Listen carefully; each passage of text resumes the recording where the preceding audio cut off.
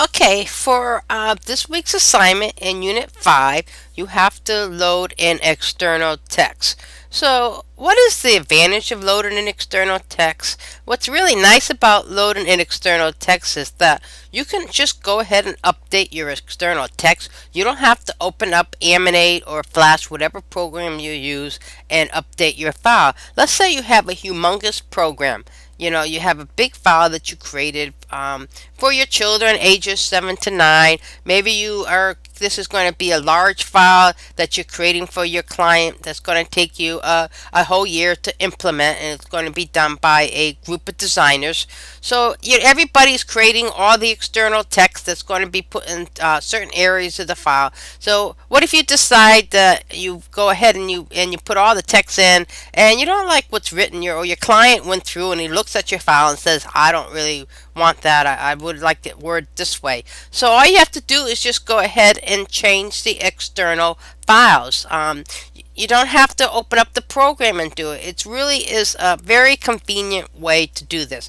What you have to do is you have to make sure everything's in the same directory. So you have your folder that you already created. You make your external text file. I just have this little summer.txt file. It has to be a very simple plain text file that contains the text that you want to load into your movie. So you got to make sure that everything is loaded together. Now in this folder, I'm going to put this in learning material, and I also have the file that I'm going to go through right now that I created to help you with this, to help you load in the external text. And this is just a little file that I wrote here about where I live concerning the summer. And you can do this with your file. You can put this on the home page if you want, just to give your child some directions, or you can do it someplace in the file. But please let me know in your Word document where you plan on putting this file so that I know where to look. Okay, don't make me have to search all over the place and try to figure it out. So again, make sure all your files are in there. And so you're going to open up the first one, which I have here. There's nothing on it. This little image that I created here. That's just a little sun. Now you notice I have scrolling buttons. They don't actually work. I haven't put anything in there yet. Let's just go to the timeline. Okay, you're going to make sure that your action script layer, I've said this before, should be at the top of your file. Please don't put it down on the bottom, in the middle, anywhere else. It really should be the very first layer on your file. So all my content is here. This is my little half sun, little buttons here that don't actually work. And right here, I'm going to select this very first layer here. Very first action script layer. Now I've already have this typed up for you, so you can go ahead and just copy and paste. So we're going to create the text field first. That's the first thing we have to do. And we have to put the size in. So I'm going to just copy and paste. I'm going to make sure I'm on my first layer. And the action script panel, I'm just going to paste this in so you can see this. I'm going to go ahead and follow along with the paper if you like. It might make it a little easier for you.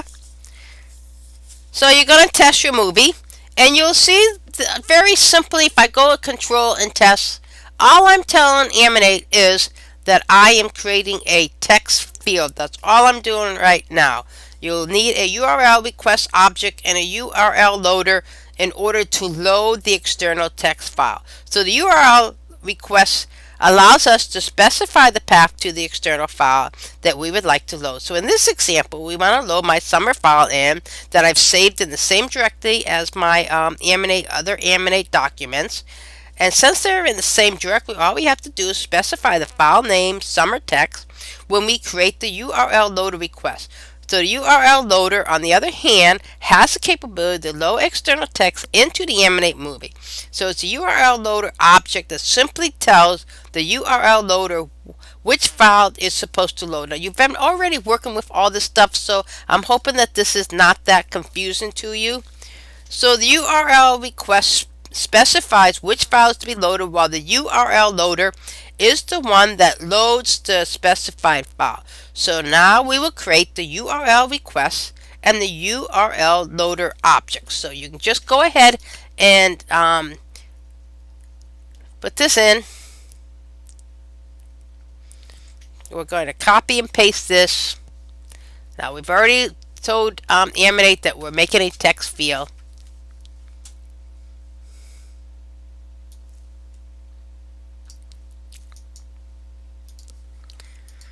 Now we're going to go ahead and put this in.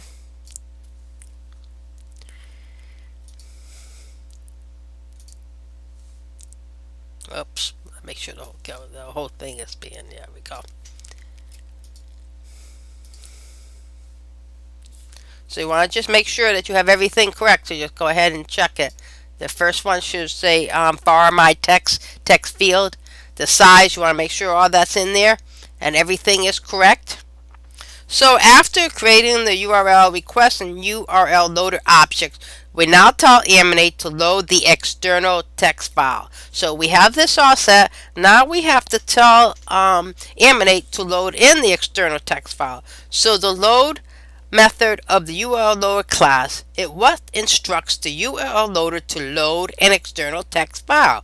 So the URL request object is passed as a parameter to the load method. So the URL loader will know which file it's supposed to load. And in this case, it's an external text loader dot load text URL.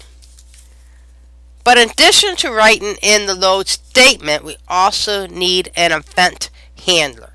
And this is because you ought to be able to display the text in the text field once the external file has finished being loaded, and not while the loading process is still happening.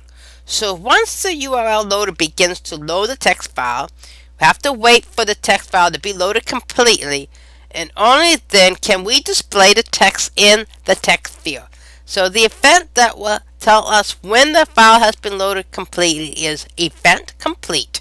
So this event will be dispatched if when the external text file has been successfully loaded. So the event will be dispatched by the URL loader object. So the event listener will be added to our URL loader, which we name text loader. So go back to the actions panel and create the event handler and the load statement. Okay, so we can put this right under where we have all the sizes here. You can go ahead and copy and paste this, so just make it easier for you so you don't have to do this over and over and over again.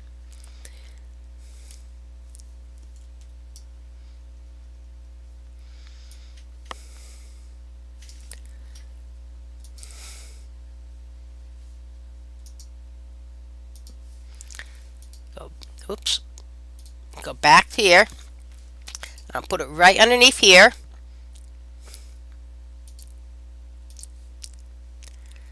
Okay, so this next line adds an event listener that waits for the text loader to completely load the external text event.complete. Once loaded, the function name display text will be called text loader add event listener event.complete display text. So the function display text event void. So this function will contain the code that will display the text field once the external text file has been loaded. But now let me just move this over. But let's add the text code later. For now, let's just put in the trace statement. This trace statement will just indicate that the file has loaded. So trace file loaded successfully. This next line tells the text loader to load the external text file specified by the URL request object named text URL, which specifies summer.txt file. So let's go ahead and see what this looks like. Nothing. Here it is in the output window. It says file loaded successfully. That's all we're doing right now is loading the file. So the file loaded successfully. It means that the event.complete event has been triggered and that the text file has been loaded successfully. If it doesn't, you might want to recheck. You want to make sure that you have typed the name correctly. That's very important. This program is very case sensitive. If you don't type in your name correctly, then it will not recognize it. And that you save the file in the same directory as your Animate movie. That is also very important. If you don't do that, it's not going to show. So what we've done so far is simply loaded in the external text file. The text data is already in the Animate movie. We just haven't displayed it yet. So the next thing we need to do is get the text data, then display it in the text field. So once loaded, the text contained inside the external text file can be found in the URL loader object that we use to load the external text file. So that text can be accessed by using the data property of the URL loader class. Example, text loader.data. And once you get the text data, you can assign it to the text field. You'll use the same way you assign text to any text field by using the text property of the text field class. So my text field dot text equals text loader dot data. And you'll have to do this only after the text file has been completely loaded. So you have to do this step by step. You just can't go ahead and copy and paste the file at the end and think that it's going to work, because it won't. You have to do this step by step. You have to assign the text. You have to assign the text statement inside the event complete listener function, which in this example is the display text function. So we'll go back to the event listener function named display text and remove the trace statement and replace it with the text assignment statement. So instead of typing text loader.data inside the event listener function, we'll type in target.data. Since the event listener was added to the text loader URL loader object, then the e.target will refer to text loader as well. So the advantage of using the e.target is that we'll be able to use the same event listener function with other URL loader objects as well. For example, you might have multiple URL loader objects that load different external text files. So I'm going to close this up, and I'm going to copy my last right here that I have. So we have the whole code, and we'll see what this looks like. Hopefully this will go in correctly.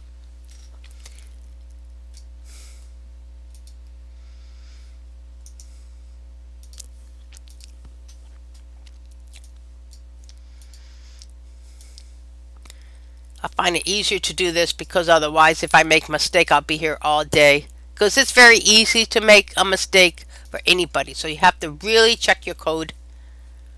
Okay. So we have import flash text, import net URL request, URL loader, my text field equals new text field, text URL request equals new URL request, summer.text. Make sure this is spelled correctly, written correctly as you have it in your directory. Make sure you put it inside the quotes. Var text loader URL loader equals new URL loader, add child my text field. So we have the size again. So we have text loader add event listener event complete display text function display text e event void my text field text equals e target data text loader dot load. So let's just see what this looks like. Hopefully it's going to look okay. Okay, so there's our text. Now if we actually wanted to put a little scroll bar on here, you'd have to assign some action to that if we have a long list of text. So this is basically what I want you to do in your project this week. You can do this, like I said, on your front if you want to put in explanation of how to play the game. If you want to put in an additional page in your file, which is perfectly easy to do, have a link that goes to the file that explains the project. I've had students do that. There's many different ways of doing this, but I want to see you use this function. I want to see you to load in your external text here, okay, into your project. Like I said, this makes it very easy if you're working with a large file and you have pages upon pages of external text being loaded in. It's so much easier just to go and open up these little files than it is to go through the whole program and try to change the text. Okay, so this is it for this tutorial, and I hope it's going to help you with your assignment this week.